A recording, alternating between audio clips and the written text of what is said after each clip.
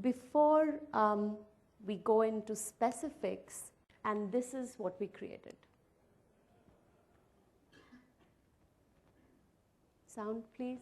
Every year, millions of lobsters leave Maine for dinner plates across America. And when Quiznos launched a new lobster sandwich, we knew our customers would probably eat their fair share. But rather than just keep taking, it seemed right to give back. So we went on a mission. The more lobster sandwiches our customers ate, the more lobsters we'd rescue. Meet Larry, Lucky, Laney, and Lenny. Quite possibly the only lobsters in history to make it from Middle America back to the waters of Maine. Their story began in a Midwest grocery store. What should have been the end became a new beginning. We made them a new home, installed a TV, and let... I think there's issues. If someone can help me, because it's not playing properly.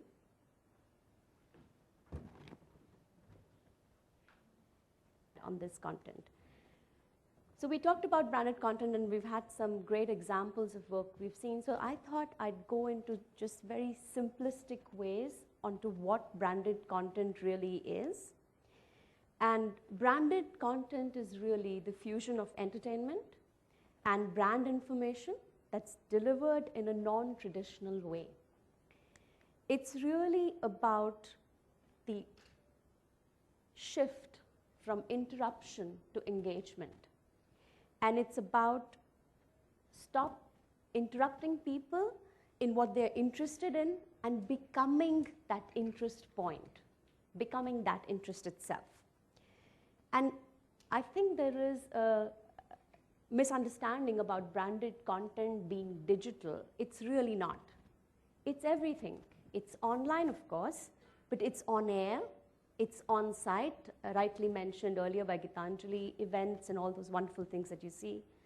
It's in the form of movie integrations, it's TV shows, it's games, it's blogs, PR stunts, live stunts, and the like. And what is the value of branded content? This comes, the numbers that you're seeing here is our survey that we've done in the United States around marketeers that we've met with. And we have three key statistics that are really, really important here. The first is that 74% of consumers prefer to get information about a company via branded content versus traditional advertising. The next one is 68% of consumers prefer custom content because it's tailored to their specific interests. And the last one is that 78% of marketing professionals believe that branded content is more effective than traditional advertising. So that's the value. That's why we as marketers are sitting here in this conference talking about branded content. What branded content, however, does need to do is put together a whole host of different talents to bring it together. There's creative, there's user experience if it's digital, there's production, there's account management, there's social, PR, media. And all of these need to flow together in a seamless experience for our end customer. So what are some of the rules of engagement? The first one is to find the sweet spot. We need to engage and inform, and you must create the right balance of entertainment and brand. If you swing towards the brand side, then you have the danger of being boring because you're getting too involved in what you have to say as a brand. At the same time, if you swing too much towards entertainment and pure entertainment, it'll communicate nothing about the brand itself. So somewhere in the middle there is the sweet spot that we have to hit. The world has changed. People talk about TV in a certain, bad-mouthed, it was out there day, but that's completely wrong because TV was the biggest technology change that happened at that point in time. And we as marketers created our whole world around that technology.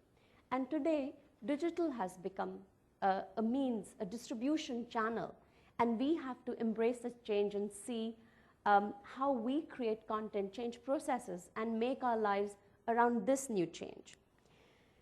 The second one we want to talk about is make the brand a believable character and not an afterthought. So viewers accept the brand when it makes sense in the story. Forcing a brand into a story is known as product placement. And we know that, and we know how that's gone, which is still branded content, but perhaps at the lowest tier of our triangle. The next one is do not post and pray. Nothing just goes viral. There is no such thing. Okay?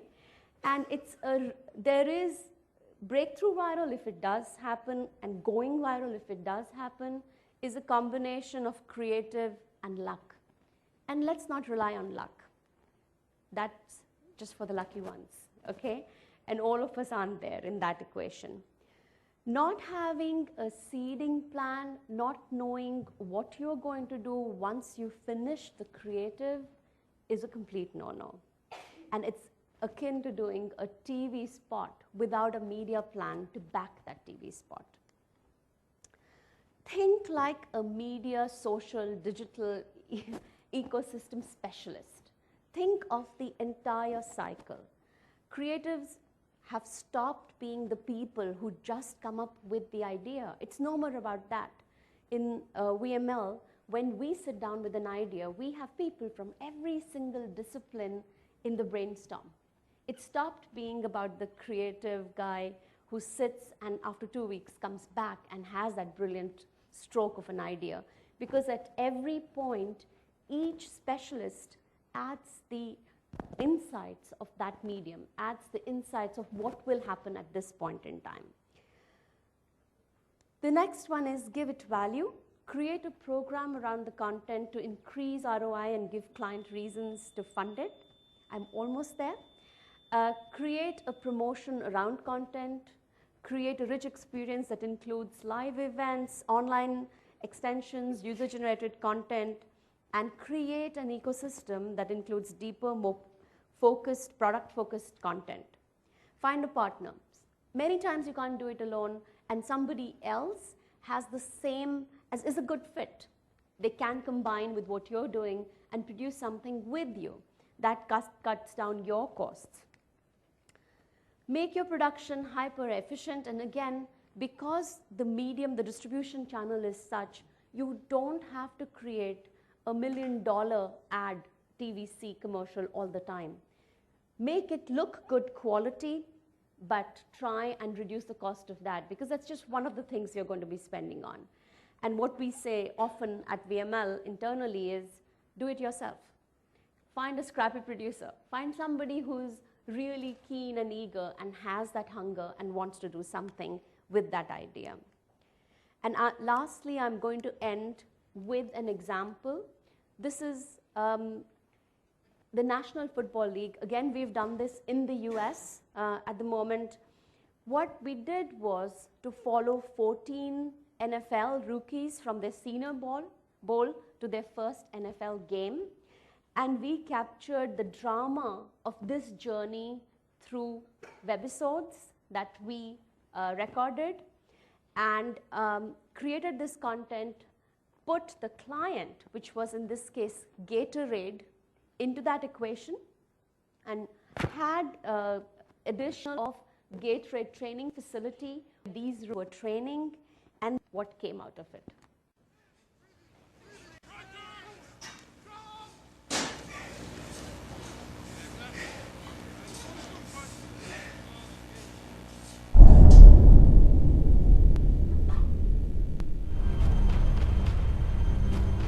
We know there's some big names, but are they ready to play in the National Football League? He's an enigma. Sometimes looks great. Other times he disappoints me. He's a smart, runs hard, he plays hard. But I still think he's got a lot. But I still think he's... Oh, that's me! The dream starts when you're little. When you're in the backyard, when you're playing with your friends. When kids stand up on the first day of class and they say, I want to be a lawyer or a doctor, you know, I always stood up and said I want to be a football player. Let's go. I grew up in Tonga, and until I was 16. Then I moved up here to America. I have to prove that I am cancer-free and that the cancer will not come back. They are proving themselves at every step along the way. All of it matters.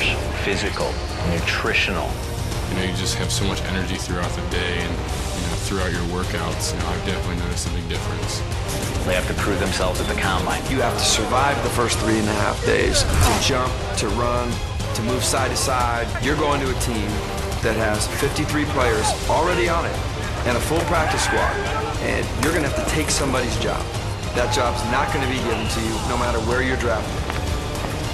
You know, this is a big dream for me, and I have one chance not to mess it up.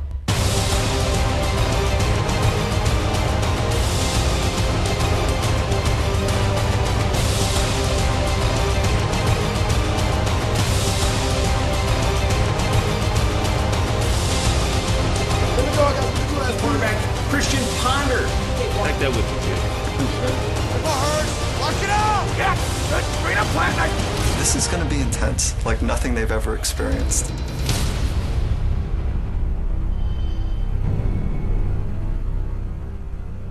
that was everything to prove that we created for Gatorade. So like I mentioned before, 30 weekly episodes, roughly 5 to 6 minutes each. 2 pieces of weekly bonuses that we created on top of that. The landing page within Gatorade.com featured the episodes, the bonus content, the player bios, all the extra information their followers were wanting to find. Landing page within NFL.com featured the episodes, again, the bonus content, the player bios, etc.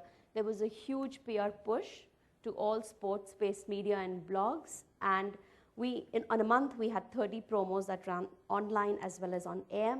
The results, we had 4 million video views, we had 400 million plus earned media impressions, and it was the most viewed content in the history of Gatorade and most viewed content in the history of NFL.com, really.